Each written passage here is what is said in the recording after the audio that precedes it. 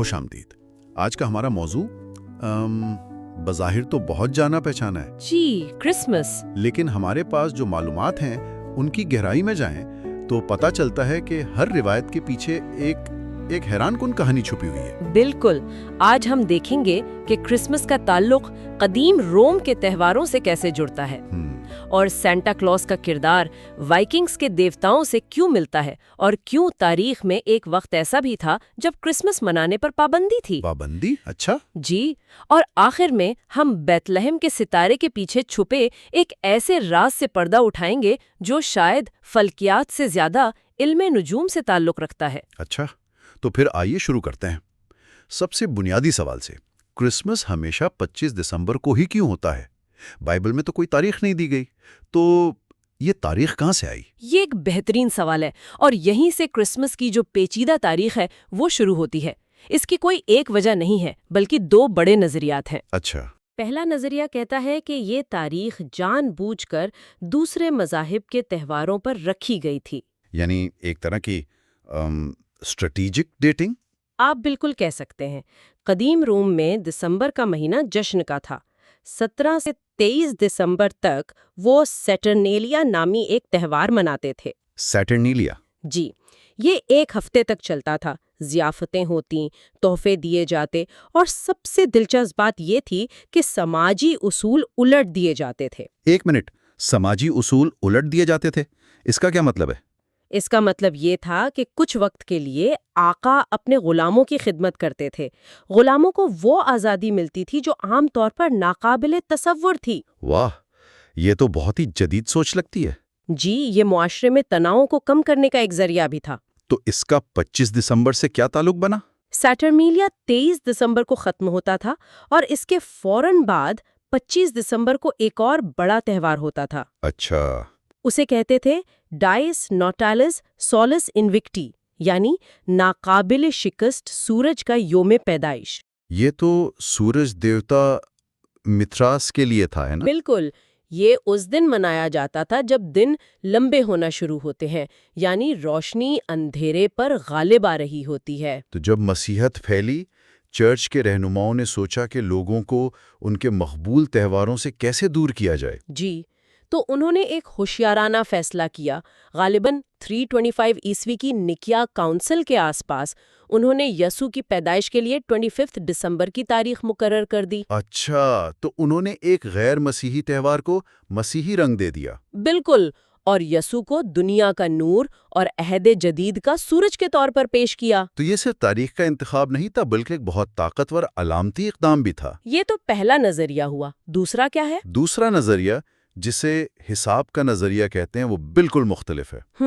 یہ ایک قدیم عقیدے پر مبنی ہے کہ عظیم شخصیات، خاص طور پر پیغمبر، وہ اسی تاریخ کو گرب میں آتے تھے جس تاریخ کو ان کی وفات ہوتی تھی۔ یہ تو بہت عجیب بات ہے، یعنی یوم وفات اور یوم حمل ایک ہی دن؟ جی، یہ اس وقت کا ایک عام عقیدہ تھا، زندگی کے دائرے کے مکمل ہونے کی علامت۔ ٹھیک ہے۔ تو قدیم مسیحی ماہرین نے حساب لگایا کہ یسوع کی موت پاس اوور کے تہوار کے دوران ہوئی، جس کی تاریخ انہوں نے 25 مارچ مقرر کی۔ اچھا۔ اب اگر اسی عقیدے کے مطابق 25 مارچ کو ان کے حمل ٹھہرنے کی تاریخ مانا جائے، تو وہاں سے ٹھیک 9 مہینے آگے گنے تو کون سی تاریخ بنتی ہے؟ 25 دسمبر۔ واہ، تو ایک طرف ایک عملی ثقافتی نظریہ ہے اور دوسری طرف ایک خالصتاً مذہبی نظریہ۔ بالکل، اور یہی پیچیدگی ہمیں کرسمس کی تقریباً ہر روایت میں نظر آئے گی۔ اس کا مطلب ہے کہ تاریخ کا انتخاب بھی خالصتاً مذہبی نہیں تھا۔ مجھے حیرت ہے کہ کیا یہی ملاوٹ ہمیں کرسمس ٹری میں بھی نظر آتی ہے؟ اس کی کہانی کیا ہے؟ آپ نے بالکل صحیح پکڑا ہے۔ کرسمس ٹری کی جڑیں بھی مسیحیت سے بہت پہلے کی ہیں۔ سدا بہار درخت جیسے فر یا پائن ہزاروں سال سے موسم سرما کے تہواروں میں زندگی کی علامت رہے ہیں۔ کیونکہ جب باقی سب درخت مر جاتے تھے تو یہ ہرے بھرے رہتے تھے۔ جی بالکل، رومی بھی اپنے سیٹرنیلیا کے تہوار میں مندروں کو ان درختوں سے سجاتے تھے۔ تو یہ بھی اندھیرے میں زندگی کی امید والی روایت ہوئی، لیکن اسے گھر کے اندر لا کر سجانے کا رواج کہاں سے شروع ہوا؟ اس کا سہرا جاتا ہے جدید جرمنی کو۔ ایک تو مارٹن لوتھر سے منسوب ایک کہانی ہے کہ انہوں نے درخت پر موم بتیاں لگا دیں، لیکن زیادہ ٹھوس تاریخی جڑیں قرون وسطی کے جرمن ڈراموں میں ملتی ہیں۔ ڈراموں میں؟ جی، چرچ میں آدم اور حوا کی کہانی پر ڈرامے ہوتے تھے جن میں ایک پیراڈائز ٹری یعنی جنت کا درخت استعمال ہوتا تھا جسے سیبوں سے سجایا جاتا تھا۔ اچھا۔ بعد میں لوگوں نے یہ پیراڈائز ٹری اپنے گھروں میں بھی رکھنا شروع کر دیا اور پھر اس پر دوسری چیزیں بھی سجائی جانے لگیں۔ یعنی یہ جنت کے درخت سے کرسمس کا درخت بن گیا۔ لیکن یہ پوری دنیا میں کیسے پھیلا؟ اس کے ذمہ دار ہیں برطانوی شاہی خاندان۔ 1840 کی دہائی میں ملکہ وکٹوریہ کے جرمن شوہر شہزادہ البرٹ نے ونڈزر کیسل میں ایک سجا ہوا کرسمس ٹری لگوایا، اور جب شاہی خاندان کی تصویر اخبار میں چھپی تو یہ فیشن بن گیا۔ بالکل، راتوں رات یہ روایت پہلے برطانیہ میں اور پھر امریکہ اور پوری دنیا میں پھیل گئی۔ ٹھیک ہے، تو تاریخ سے لے کر درخت تک ہر چیز مختلف ثقافتوں کا ایک امتزاج ہے۔ کیا یہی کہانی سینٹا کلوز پر بھی لاگو ہوتی ہے؟ میں تو ہمیشہ سے یہی سمجھتا تھا کہ یہ صرف سینٹ نکولس کی کہانی ہے۔ سینٹ نکولس یقینی طور پر اس کردار کی بنیاد ہے، لیکن وہ پوری کہانی نہیں ہے۔ وہ 4 صدی میں ایک یونانی بشپ تھے جو اپنی سخاوت کے لیے مشہور تھے۔ تو پھر کہانی میں موڑ کہاں آتا ہے؟ موڑ تب آتا ہے جب ہم شمال کی طرف اسکینڈینیویا کی طرف دیکھتے ہیں۔ سینٹ نکولس کے کردار میں قدیم نورس یعنی وائکنگ دیومالا کے سب سے بڑے دیوتا اوڈن کی واضح جھلک شامل ہو گئی۔ اوڈن، وائکنگز کے دیوتا، ایک آنکھ والے جنگ کے دیوتا؟ میں نے کبھی سوچا بھی نہیں تھا کہ سینٹا کلوز کا تعلق جنگجو دیوتاؤں سے ہو سکتا ہے۔ بظاہر ایسا ہی لگتا ہے، لیکن مماثلت حیران کن ہے۔ اوڈن کو اکثر ایک لمبے سفید داڑھی والے بزرگ کے طور پر دکھایا جاتا تھا۔ اچھا؟ وہ سردیوں میں آسمان میں ایک عظیم شکار کی قیادت کرتے تھے، اپنے 8 ٹانگوں والے گھوڑے سلپنر پر اڑتے ہوئے۔ 8 ٹانگوں والا گھوڑا؟ جی، اور بچے اپنے جوتوں میں گھاس بھر کر چمنی کے پاس رکھتے تھے تاکہ اوڈن کا گھوڑا کھا سکے، اور بدلے میں اوڈن ان کے جوتوں میں تحفے چھوڑ جاتے تھے۔ 8 ٹانگوں والا گھوڑا اور 8 ہرن، لمبی سفید داڑھی، آسمان پر سفر، چمنی کے ذریعے تحفے دینا، یہ تو محض اتفاق نہیں ہو سکتا۔ بالکل نہیں۔ جب مسیحیت شمالی یورپ میں پھیلی تو سینٹ نکولس کی شخصیت اور اوڈن کا کردار آپس میں گھل مل گئے، اور ان سب کے امتزاج سے آج کا سانتا کلوز وجود میں آیا۔ یہ واقعی حیران کن ہے۔ اچھا، اسی سے جڑی ایک اور بات، بہت سے لوگ کرسمس کو ایکسماس لکھنے پر سخت اعتراض کرتے ہیں۔ ان کا خیال ہے کہ یہ کرائسٹ کو کرسمس سے نکالنے کی کوشش ہے۔ اس میں کتنی حقیقت ہے؟ یہ ایک بہت عام غلط فہمی ہے۔ حقیقت اس کے بالکل برعکس ہے۔ ایکسماس لکھنے کی روایت کوئی جدید ایجاد نہیں، بلکہ اس کی جڑیں ابتدائی مسیحی دور میں ہے۔ واقعی؟ جی، اصل میں ایکس انگریزی کا حرف نہیں ہے، یہ یونانی حرف کائی ہے، اور کائی یونانی زبان میں کرائسٹ یعنی کرسٹوس کا پہلا حرف ہے۔ تو یہ ایک طرح کا شارٹ کٹ یا مخفف تھا؟ جی، یہ کرائسٹ کے لیے ایک مقدس اور محترمانہ مخفف تھا جو صدیوں سے مسیحی علماء استعمال کرتے آ رہے ہیں۔ تو تمام سالوں میں جب میں یہ سوچتا تھا کہ یہ کرسمس کو غیر مذہبی بنانے کی کوشش ہے، یہ دراصل ایک پرانی مذہبی روایت نکلی۔ یہ تو کمال ہے۔ جی ہاں۔ اچھا، ان تمام غیر مسیحی جڑوں کے ساتھ یہ بات تو یقینی ہے کہ تاریخ میں کچھ لوگوں نے اس پر اعتراض بھی کیا ہوگا۔ کیا کبھی کرسمس منانے کی مخالفت بھی ہوئی ہے؟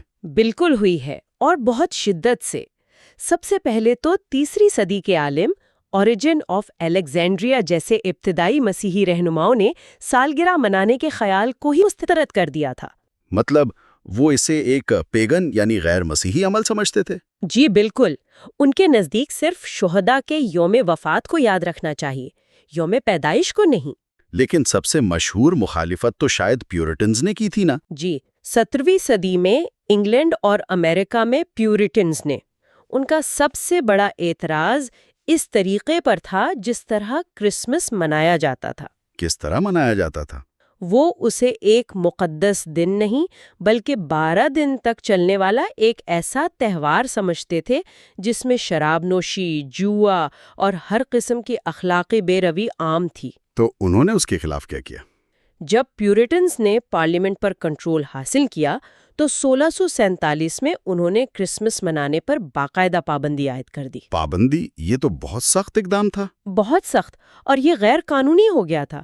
کئی شہروں میں اس کے خلاف فسادات بھی ہوئے، اور یہ پابندی صرف انگلینڈ تک محدود نہیں رہی۔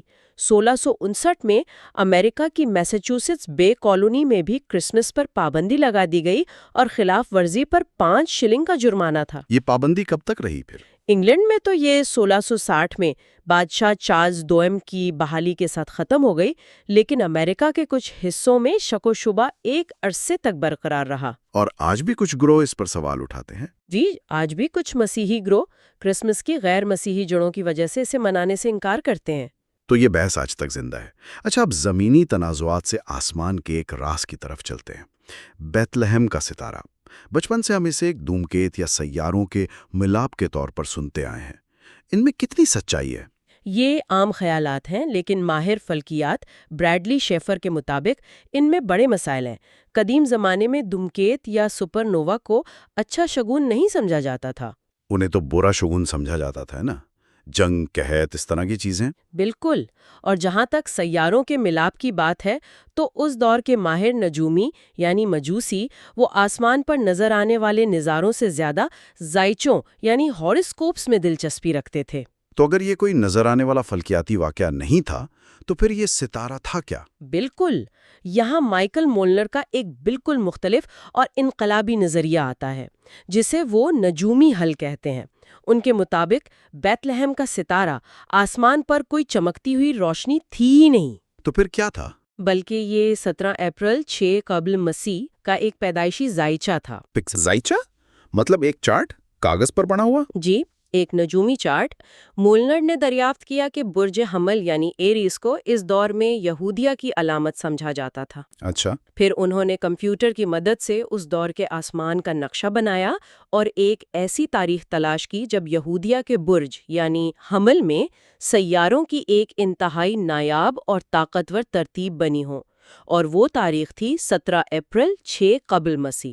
ایک منٹ، یہ تو بہت پیچیدہ ہے۔ اگر یہ صرف ایک چارٹ تھا تو انجیل میں بیان کردہ کئی سوالات کے جواب کیسے ملتے ہیں؟ جیسے کہ مجوسیوں نے مشرق میں ستارہ دیکھا۔ مولنر کا نظریہ اس کا بہترین جواب دیتا ہے۔ مشرق میں یا ان دی ایسٹ دراصل ایک جغرافیائی سمت نہیں تھی، بلکہ یہ ایک تکنیکی نجومی اصطلاح تھی جس کا مطلب ہے ہیلیکل رائزنگ۔ اچھا۔ یعنی جب کوئی سیارہ سورج طلوع ہونے سے ٹھیک پہلے افق پر ظاہر ہوتا ہے۔ ٹھیک ہے، یہ نقطہ سمجھ میں آیا، لیکن پھر وہ سیدھا بیت لہم کیوں نہیں گئے؟ وہ یروشلم میں ہیرودیس بادشاہ کے پاس کیوں گئے؟ کیونکہ زائچہ صرف ایک بڑے علاقے یعنی صوبے یہودیہ کی نشاندہی کر سکتا تھا، کسی مخصوص شہر کی۔ اس لیے وہ دارالحکومت یروشلم گئے تاکہ مزید معلومات حاصل کر سکیں۔ اور سب سے بڑا سوال، یروشلم میں کسی اور نے وہ ستارہ کیوں نہیں دیکھا؟ اس کا جواب بھی یہی نظریہ دیتا ہے، کیونکہ دیکھنے کے لیے آسمان پر کچھ تھا ہی نہیں۔ اچھا۔ یہ کوئی چمکدار سپر نووا نہیں تھا جسے ہر کوئی دیکھ سکتا۔ یہ سیاروں کی ایک پیچیدہ ترتیب تھی جو صرف ان کے حساب کتاب اور چارٹس پر موجود تھی۔ اسے صرف وہ ماہر نجومی ہی سمجھ سکتے تھے جو اس علم کو جانتے تھے۔ واہ! تو اس سب کا مطلب یہ نکلتا ہے کہ کرسمس کی کوئی بھی روایت سادہ نہیں ہے۔ 25 دسمبر کی تاریخ رومی سورج دیوتا کے تہوار سے متاثر تھی۔ کرسمس ٹری کی جڑیں عدیم پوجا میں ہیں۔ سینٹا کلاس کے کردار میں وائکنگ دیوتا اوڈن کی جھلک ہے، اور بیت لہم کا ستارہ شاید کوئی روشنی نہیں بلکہ ایک نجومی چارٹ تھا۔ بالکل، یہ تہوار مختلف ثقافتوں، مذاہب اور عقائد کا ایک ہزاروں سال پر محیط زندہ ممتاز ہے۔ ہر روایت نے وقت کے ساتھ ساتھ نئے معنی اپنائے ہیں۔ یہ سب جاننے کے بعد ایک آخری سوچ ہمارے سننے والوں کے لیے۔ جب ہم کسی روایت کی اتنی پیچیدہ، تہ در تہ اور بعض اوقات متضاد تاریخ کو سمجھتے ہیں تو کیا اس سے آج ہمارے لیے اس روایت کے معنی بدل جاتے ہیں؟ کیا یہ جاننا ان کی اہمیت کو کم کرتا ہے یا پھر یہ انہیں مزید گہرا، بھرپور اور دلچسپ بنا دیتا ہے؟